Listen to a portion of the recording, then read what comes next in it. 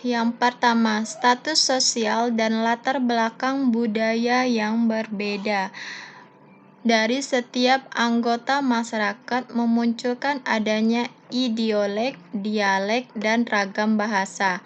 Nah, hal ini menunjukkan bahwa bahasa itu bersifat A. konvensional, jelas salah, B.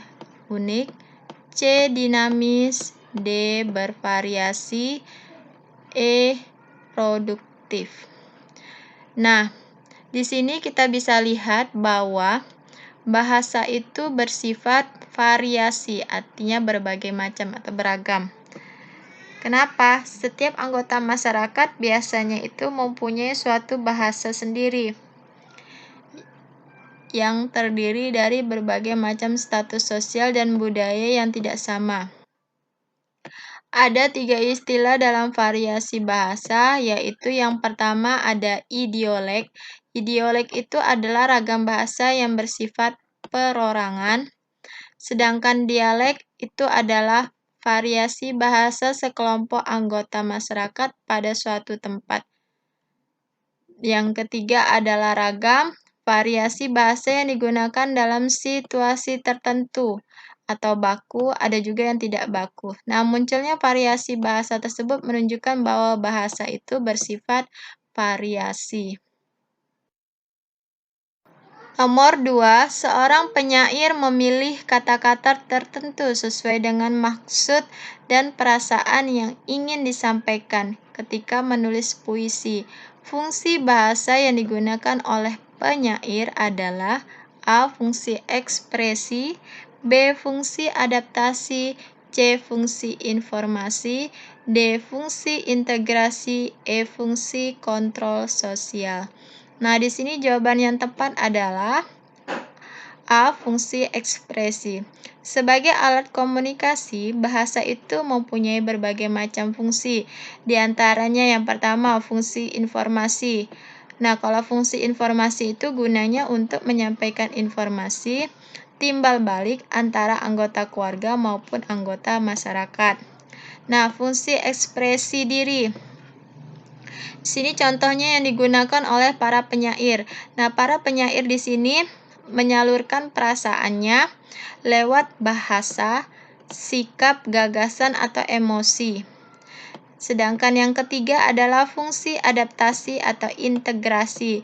Di sini digunakan untuk menyesuaikan atau membaurkan diri dengan anggota masyarakat.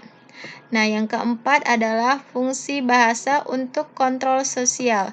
Gunanya untuk mempengaruhi sikap dan pendapat orang lain. Oke ya, ini penjelasannya. Hal yang ketiga, Ani, peserta didik kelas 3 SD, sudah bisa berbicara dengan lancar dengan jumlah kata bisa sampai 12 kata dalam satu kalimat. Ani juga sudah dapat memahami penjelasan guru di kelas sehingga mampu mengikuti pelajaran dengan baik. Hal ini menunjukkan bahwa Ani berada pada fase, karena sudah mampu berbicara ya, A. pragmatik, B. semantik, C. sintaksis, D. morfologis, E. fonologis. Kita lihat pembahasannya di sini. Jawabannya adalah B. semantik. Kenapa disebut semantik? Pada bahasa di sini digunakan berdasarkan perkiraan umur. Untuk umur 0 sampai 2 tahun, itu fase pemerolehan bahasa disebut dengan fase fonologis. Artinya di sini anak sudah bisa bermain dengan bunyi-bunyi bahasa, mulai mengoceh sampai mengucapkan kata-kata sederhana. Sedangkan untuk anak umur 2 sampai 7 tahun itu disebut dengan fase sintaksis. Sintaksis menunjukkan kesadaran gramatis berbicara menggunakan kalimat. Sedangkan untuk usia 7 sampai 11 tahun, yaitu disebut dengan fase semantik, anak sudah dapat membedakan kata sebagai simbol untuk memahami konsep yang terkandung di dalam kata. Jadi di sini Ani anak yang berusia 9 tahun. Sudah dapat berbicara dengan lancar, dengan jumlah kata bisa sampai 12 kata dalam satu kalimat, sehingga dapat memahami konsep yang terkandung di dalam kata-kata yang disampaikan guru. Oleh karena itu, Ani berada di fase semantik, di fase yang ketiga. Oke, ini penjelasannya. Soal yang keempat, kata nyanyian. Terdiri atas A8 fonem, yaitu N, Y, A, N, Y, I, A, N. B 6 fonem, yaitu N, Y, A, N, Y, I, A, N. C 6 fonem, yaitu N, A, N, I, A, N. D 4 fonem, N, A, N, I, N. E 3 fonem, yaitu nyanyian. Nah, kita lihat di sini, nyanyian itu terdiri dari 6 fonem, yaitu N, A, N, I, A, N, nanian. Fonem itu sendiri adalah satuan bunyi bahasa terkecil di dalam kata yang berfungsi membedakan bentuk dan makna. Fonem tidak mempunyai makna. Yang mempunyai makna adalah kata yang memang berunsurkan fonem-fonem. Kata nyanyian mengandung unsur fonem na, ni, an. Ya, jadi jawabannya adalah C, 6 fonem. Soal nomor 5. Pemenggalan kata transmigrasi yang paling tepat adalah A. Transmigrasi, B. Transmigrasi, C. Transmigrasi, D. Transmigrasi, E. Transmigrasi. Jawaban yang benar di sini adalah C. Jadi trans yang pertama, yang kedua mig, terus yang ketiga ra, dan yang keempat si, ya. Soal yang ke-6.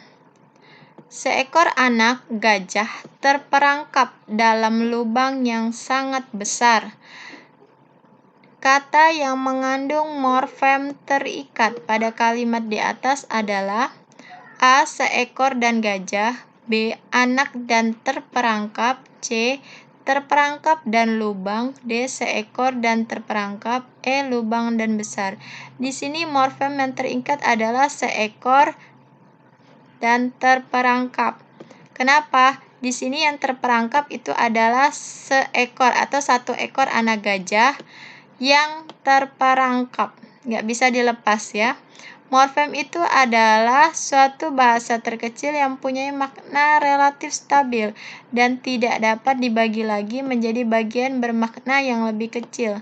Morfem dapat ditemukan dengan cara melakukan pemotongan pada suatu bentuk bahasa. Contohnya pemotongan pada kata melihat berikut. Misalkan, jika lihat dipotong lagi, li dan hat keduanya tidak memiliki makna. Bentuk melihat disebut morfem. Nah, berdasarkan proses pembentukannya, morfem terdiri atas morfem bebas dan morfem terikat.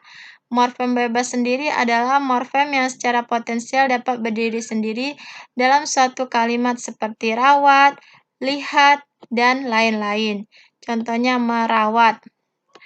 Morfem bebasnya rawat. Jadi, merawat sama rawat itu sama artinya. Dan ini morfem ini disebut morfem bebas. Sedangkan morfem terikat, morfem yang tidak mempunyai potensi untuk berdiri sendiri dengan morfem lain untuk membentuk suatu contoh ber, di. Berdasarkan tempat terikatnya, morfem ini harus diberi awalan atau prefiks, sisipan atau infiks, akhiran sufiks, dan gabungan. Jadi morfem terikat itu biasanya ada kata-kata yang dikasih awalan, sisipan, ataupun akhiran, ataupun juga gabungan awalan akhiran. Misalkan di sini seekor anak gajah terperangkap. Di sini ada ter dan ada kata seekor.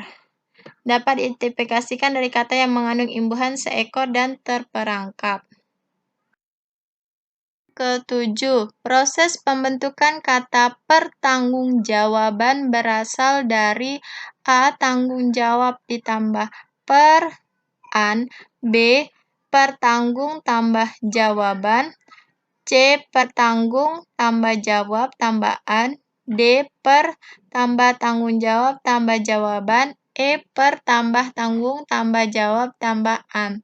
Yang benar adalah pertanggungjawaban itu berasal dari kata tanggung jawab, dikasih awalan per, dan diberi akhiran an.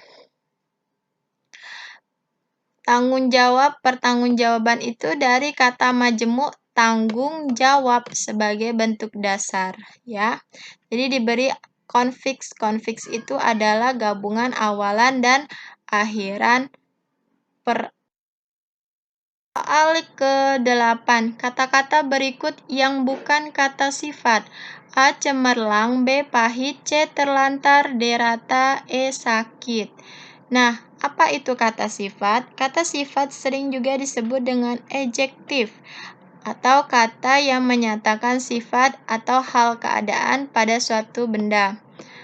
Nah, kata sifat diartikan kata yang menerangkan kata benda. Pada umumnya, kata sifat dapat digabung dengan kata lebih dan sangat. Kata yang tidak bisa digabung dengan kata lebih dan sangat adalah kata telantar, karena telantar termasuk kata kerja. Jadi di sini yang bukan kata sifat adalah telantar, ya.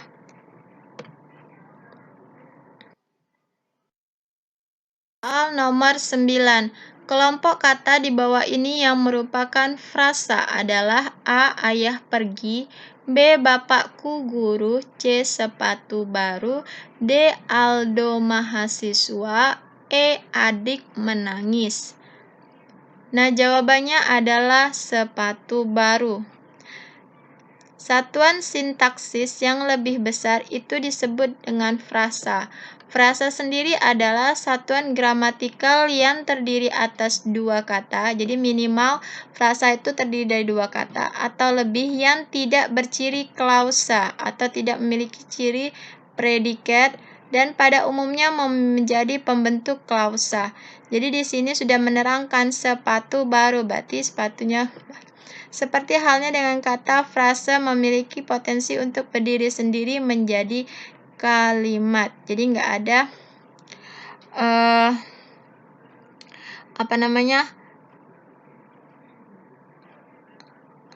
nggak ada nggak ada kelanjutannya bisa ya kalimat tersebut. Jadi sepatu baru ini udah jelas sepatunya baru. Kalau bapakku guru belum tentu ada kelanjutannya. Soal yang terakhir. Nomor 10. Mantan pejabat itu duduk di meja hijau untuk mempertanggungjawabkan perbuatannya. Meja hijau sendiri bermakna A. Denotatif, B. Konotatif, C. Leksikal, D. Gramatikal, E. Asosiatif. Nah, meja hijau sendiri merupakan makna konotatif. Kenapa konotatif? Karena merupakan makna dasar umum apa adanya dan tidak mencampuri nilai rasa. Makna konotatif sering juga disebut dengan makna kiasan yang disertai dengan nilai rasa. Sedangkan untuk makna leksikal itu adalah makna yang seperti dalam kamus. Untuk makna gramatikal yaitu berdasarkan hasil peristiwa dari tata bahasa. Dan untuk makna asosiatif itu adalah makna yang dihubungkan dengan nalar di luar bahasa.